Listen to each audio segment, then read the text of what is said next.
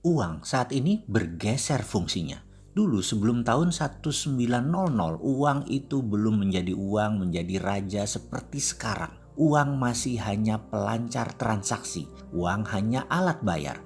Bahkan dari sejak dulu kala, dari zaman masih barter hingga sebelum zaman Keynesian, masih zamannya ekonom Adam Smith, paling ujungnya, uang atau money is just for greasing the transaction. Kita tahu barter memiliki kelemahan, yaitu menghitung nilai selisih dari kebutuhan barang sehingga akhirnya uang tercipta.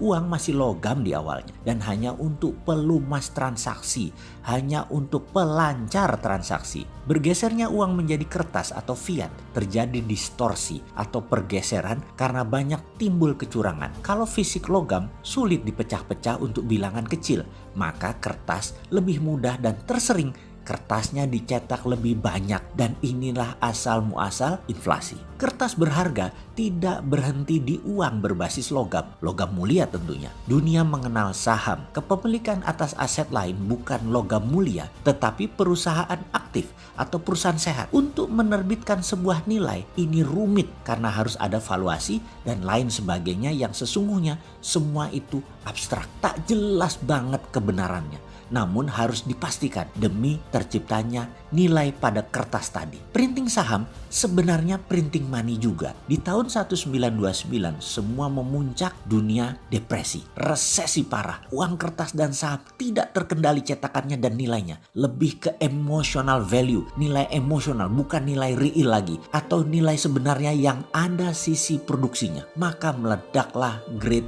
Depression. Dunia tersentak dengan wake up call Great Depression itu. Ada dua hal yang harus dijaga dari masalah uang, yaitu inflasi atau penurunan nilai, tepatnya adalah selisih mismatch barang produksi dengan jumlah uang beredar, dan peredaran uang yang harus dijaga dengan bank sentral. Lalu John Maynard Keynes muncul dengan teori create demand, menciptakan kebutuhan. Di saat sekarang banyak orang yang tahu-tahu menyatakan setuju printing money dengan tujuan create demand untuk stimulus ekonomi.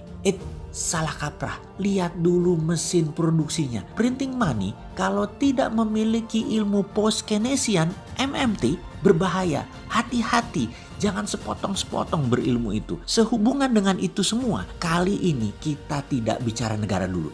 Kita bicara diri kita dulu. Saya ini penganut MMT post-Keynesian. Bagi kita Keynesian itu doesn't work. Bahkan lebih parah lagi. Bagi penganut MMT garis keras, Keynesian is dead. Bagi kita, post-Keynesian percaya bahwa setiap terbitnya uang harus ada underlying proyek. Dan proyek tersebut harus proyek produktif. Dan harus industri, harus manufaktur, atau ada logam mulianya. Karena itu, untuk tidak berteori, kita mempunyai program personal SWF. Apa itu program personal SWF? SWF kita tahu singkatannya adalah Sovereign Wealth Fund.